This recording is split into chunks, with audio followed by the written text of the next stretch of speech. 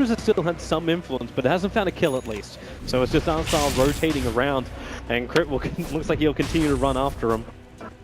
But Arstyle won't stand for that one. Seneko, that Phoenix, been one hell of a hero through the last couple of weeks. Dandy skewered back underneath the T1 tower. The Spirit's down, he's in trouble. The Sunray will turn on. Miracle trying to keep up with it. The range is there. Miracle! He'll find the kill. The Sunray's still on it, but it won't get through. Thanks to the storm from Crit. Now Seneko's on the run. Miracle's looking for two, and he's going to get it as well. A double kill for OG to start up against Na'Vi here in game one, and then make it thrice as No Tail will catch out Miranda on the top lane with the help of the Crystal Maiden. One of the most highly anticipated mid matchups, old school Dandy versus. Also talk about the other observer wards is Seneko. Put one down that cliffside.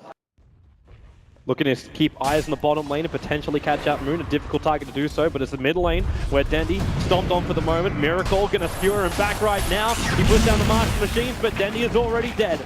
There was nowhere to go apart from down.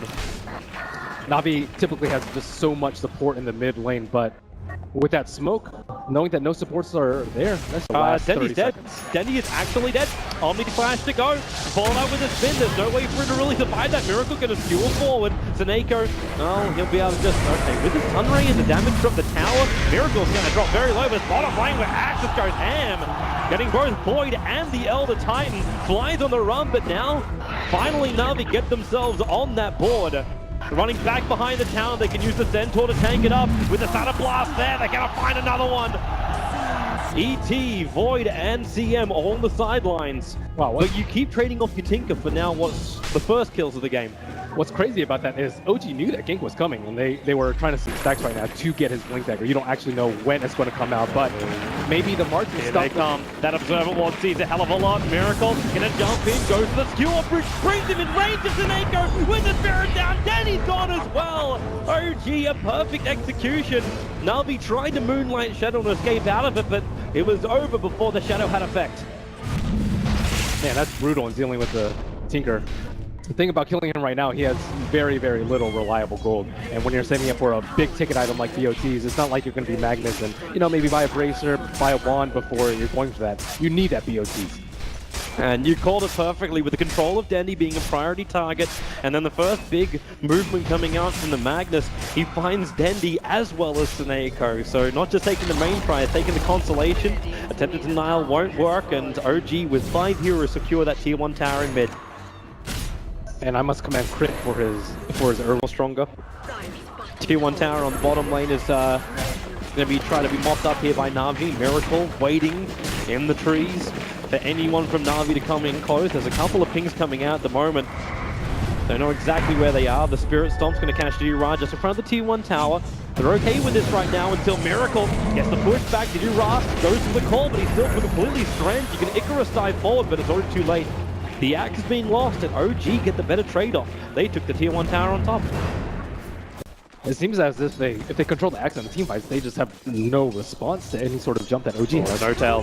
He's trying to push Arstyle away from the creep wave. Damn, that crit from No Tail still doing work. He can just finish the job with a spin. There's no TP support coming in. Even if it was tried, the creep got killed off. Now Arstyle tries to go into the base. No Tail, the Sunstrike. Sunray is not doing enough. And with a lead forward general, well, they can catch out this Juggernaut. The question is, they still have enough damage? And the answer is no. No Tail can just walk away and get away with murder. Like a Tinker Dagon to just instantly burst people. Still, that's very risky without any lockdown, especially with a hero like Juggernaut, Void. And we're still talking in like what happens when Denny's able to reach that. Like he's got BTs, that's fantastic, but he still needs a maneuverability item, right? Like he needs to get that Blink Dagger to get away from Kerno or potential Magnus initiation. And he's pretty close to getting that, sitting at 2k gold. Now over on the Tinker. Not if they lose this fight though, and they're setting up for that scan. That scan from OG is down. They want to see him, but Na'Vi actually go the long way around. And there's Miracle. It's going to break, but the call, it doesn't come in time from Didira. Fly wants to turn. They've got a perfect Observer and Sentry on the hillside. So they see Na'Vi coming. Rojal will go down. Juggernaut has the Aegis, Immortal, the Nova on the back end of the pit. It's actually causing problems for Moon, but it's a spin. Didira gets the call out. Fly's going to go down. No Tail too early on the dunk. We can still got Seneko with the Sunray, allowing Didira to escape. They burn the Aegis to the Immortal. Diving away, the Chronosphere only controlling Dandy with that laser. He can't get the hit off. The Iraq comes in, moves so low, and he will drop down. They try and run away now. Snako is still on the run, away from Notal. With that crit, he's able to finish the job. So OG, they take Roshan, but that Aegis the Immortal does not survive long. Miracle hoping for a 2-man RP there. Phoenix really quick with the dive. And they just weren't able to combo anything. Elder Titan still was not able to use his ultimate. That was a masterful smoke pop. As time goes on, everyone continues to farm up. Didira is probably the most exposed here in the mid lane. So Miracle going to capitalize on it. The Chronosphere out for a Moon. It's almost like insurance, but Didira is really, really tanky. Finally, the others are free, and it's Fly who takes the kill. Yeah, and a few more heroes gearing up for the late game. See Tinker going for another mana item as opposed to fighting item like a Dagon. What is the build for Dendi here when you look at it? A lot of people just like mana items so you can farm more. Ooh, Snako, be ready to dive, boy. Maybe he's going to help out General, jumping forward with the surprise General. I think he knows he's dead. He leads down, or maybe not, with the stick charges. Moon doesn't have Chronosphere because they committed towards the mid lane, but the Shockwave is there for Miracle to ensure the kill. But this is still a heavy rotation. There's 5 heroes going towards the top lane. Yes, they do catch out the Mirana, but instantly then Dendi starts adding pressure down on the bottom lane, keeping OG looking behind. On scaling, and they still aren't going to have the greatest of lockdown. And if Dendi wants to go for a sheep, he's their main source of disable, and then they can just easily lock him down with Faceless Void if they go on Magnus, or Magnus if they go on Faceless Void. There's a Na'Vi smoke group again, 4 heroes together, looking to wrap around. OG feeling that something is wrong. They actually just burnt their scan on the bottom part of the river, but Na'Vi has managed to enter into the OG jungle to look in behind. And what are they going to find?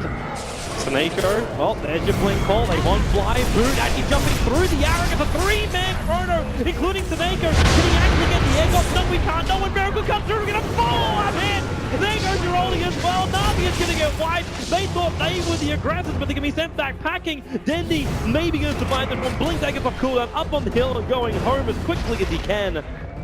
Oh boy, Na'Vi were not ready for that one. The Moon Chronosphere, absolutely perfect.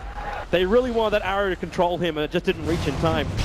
Yeah, from the looks of it, it might seem like OG just have 2 big team fight tools in Chrono and RP, but even so, you have to worry about the Stomp. The Stomp will set up for mass. Game with OG, where you know your team fight is so superior that you could just lose out in the game of trades. That's a Mirana with no right click. She's only hitting for +7 damage. It's just that little bit of chip, and then she can come back anyway. So Notal rips through the tower, does as much damage that Mirana did in the space of maybe 2 seconds as Mirana in the last 2 Look minutes. how far back he's forced to march. It doesn't even get to the bottom of the hill, which is really bad, because how are they supposed to kill a healing ward? Notal just think it's good. That's why Alistar was trying to pump out more damage. With that fresh Aghanim Scepter over on him, he does have more, but it still is a tall order. And Snako stomped up. Notal wants to commit. Snako has to Icarus dive himself away. Turns on the Sunray very early on. So Notal just backs out through that march and wants to turn and come in again. No healing ward for 27 seconds, so he'll have to wait out before they can heal up and go straight back in. But then again, he also has the Aegis, the Immortal, as well as a crap ton of life. 2.7k on that Jugger for Na'Vi to get through. While Sunray's down, you feel more confident, starts to spin, beats into the ranks. It's like OG won't even want to fight at this point. They'll just chip away at the ranks bit by bit, but won't initiate until Na'Vi comes at them. This is, you know, they probably saw the 90-minute game and were like, nah, we don't want to get there. Let's end it now. There's Notal back in again. Start the spin. Easy to do damage. They can't do any magical pop on him while he's doing it. And now the melee racks, they have to fortify Na'Vi. But it's over now. And Notal, they did it. No engagement. And this is right from OG, and Na'Vi's like, what do you can't force the fight, because you're forcing the fight up against an Aegis Immortal hero. If you burn any abilities on him, you got nothing left later on. Even if they blow so many abilities on him, I don't think he's going to die. He's very tanky. If he's going for an Abyssal, he went for the Vanguard first, just so he's a better tower sieger.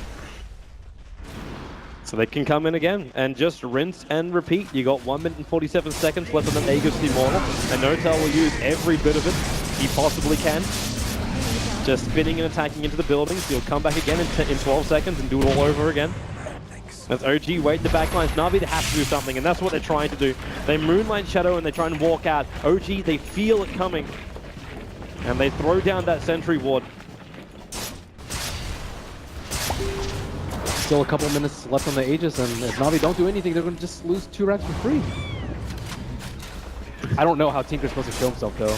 There's a Yule's up now and the other Titans to catch him out. Miracle and Moon. Oh, that arrow is nice. The call as well. No tail. He's being pulled in a little bit too deep. A lot deeper than he really wanted to. The damage to Master really isn't anywhere near enough, but I'm trying to do it with a pull back out. D-Raz outside the base while General is locked down by Moon's Chronosphere. He can take it already, that axe. No, well, he does have the buyback available. But expending it at this point. Na'Vi need to save every bit of money they've got, so they need March of the Machines to keep OG out. And a ton of other sustain coming out. Aside from the healing ward, double trinkles on the support, burns. It's a 5-second arrow on Miracle, which won't do anything apart from make him cop a little bit of damage from March of the Machines. Again, No Tail to the front lines, and Aegis can't have much longer left on it.